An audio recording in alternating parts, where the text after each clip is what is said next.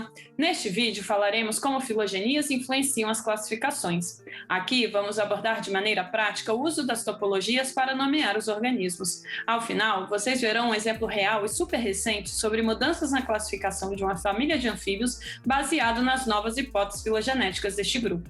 Vamos lá?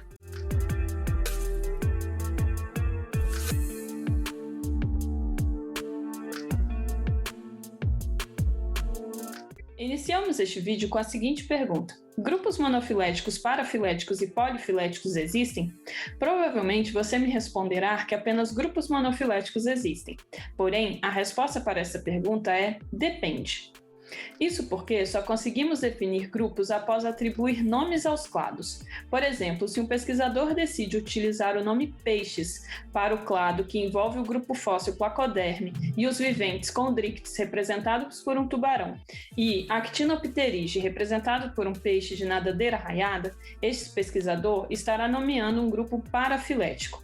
Portanto, os grupos, sejam eles mono, para ou polifiléticos, podem existir dependendo da classificação que usamos. Mas nós já aprendemos que a cladística só aceita grupos monofiléticos, já que apenas grupos monofiléticos refletem seu ancestral comum exclusivo e o compartilhamento correto de suas anagêneses, ou seja, sinapomorfias. Portanto, é importante adequarmos nossa classificação a fim de evitar grupos para e polifilético.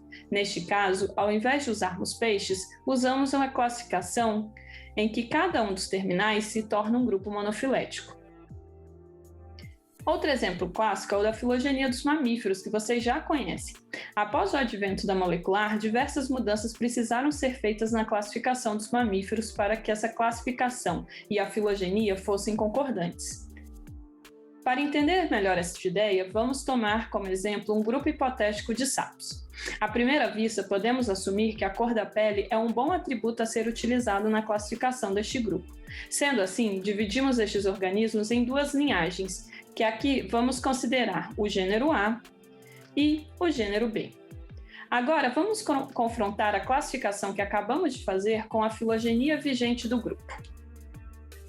Otimizando estes caracteres na nossa topologia, utilizando o método de Actran, chegamos à seguinte conclusão.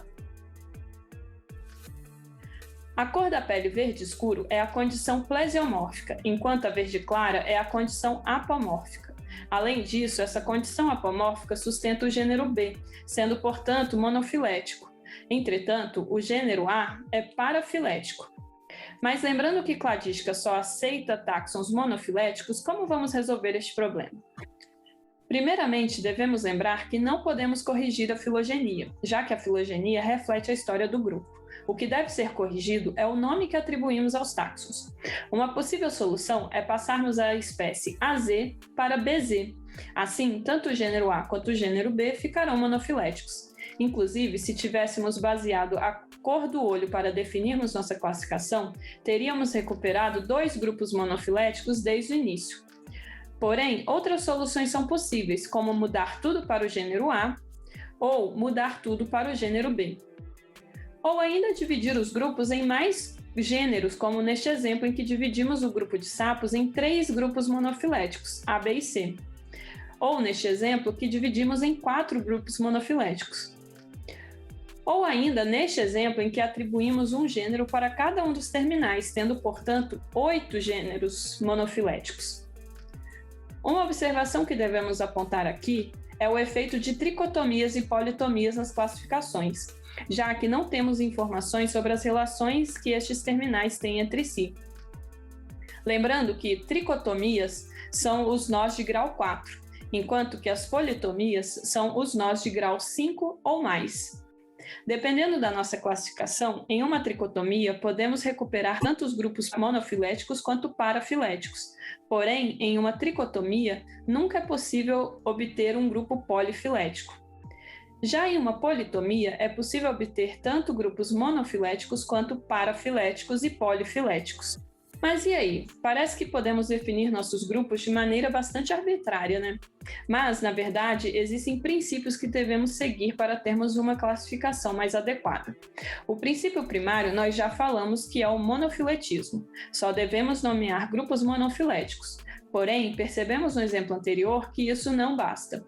Portanto, existem outros princípios que devemos levar em consideração, que são a maximização da estabilidade nomenclatural, ou seja, manter as classificações anteriores mais inalteradas possíveis, a facilidade da identificação, que seria preferir aqueles táxons que são mais facilmente identificáveis com sinapomorfias de fácil percepção, a maximização da informação filogenética, ou seja, nomear táxons que agreguem informação filogenética de parentesco, como, por exemplo, preferir táxons mais diversos que possuem mais cladogêneses e anagêneses. E, por fim, a sustentação do monofiletismo, ou seja, táxons sustentados por mais sinapomorfias. Portanto, voltando ao nosso exemplo anterior, a melhor classificação parece ser esta, já que assim a estabilidade nomenclatural é mantida, ou seja, mantemos os gêneros propostos anteriormente, existe uma facilidade de identificação, já que os dois gêneros possuem uma sinapomorfia fácil de ser observada, a gente maximiza a informação filogenética, já que não estamos selecionando táxons com ainda menos representantes, e por fim, maximizamos o monofiletismo, visto que ambos os táxons possuem sinapomorfia. Dando um exemplo real, vou falar um pouco sobre a família de Anurilodidae. Até recentemente, essa família possuía 46 espécies distribuídas em 3 gêneros, Crossodactylus, Ilodes e Megalose.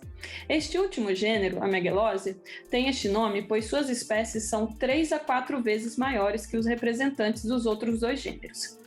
A hipótese filogenética desses 3 gêneros frequentemente é Ilodes, grupo irmão de Megalose, e ambos grupo irmão de Crossodactylus.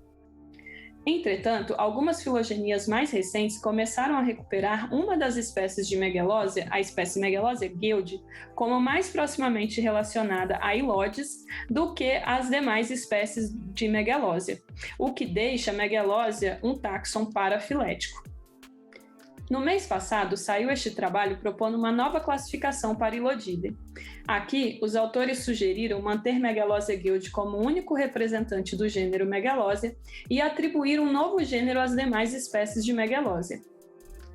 Com a nova classificação, Ilodidae agora passa a ter 4 gêneros: Crossodactylus com 13 espécies, Ilodes com 26 espécies, Megalose com apenas uma espécie, Megalose guild, e Phantasmarana com 6 espécies. As diferentes cores dos ramos representam cada um dos 4 gêneros e ao lado dos terminais estão as informações sobre o número de par de cromossomos de alguns dos representantes, o qual observamos que Crossodactylus, Ilodes e Megalose possuem 2N igual a 26, enquanto que o novo gênero Phantasmarana possui número acima de 26, indo de 2N igual a 28 a 2N igual a 32. Pensando nos princípios da classificação, o que você acha dessa nova classificação dos Ilodides? Proporia algo diferente? Pense a respeito e traga suas considerações para o nosso próximo encontro. Até lá!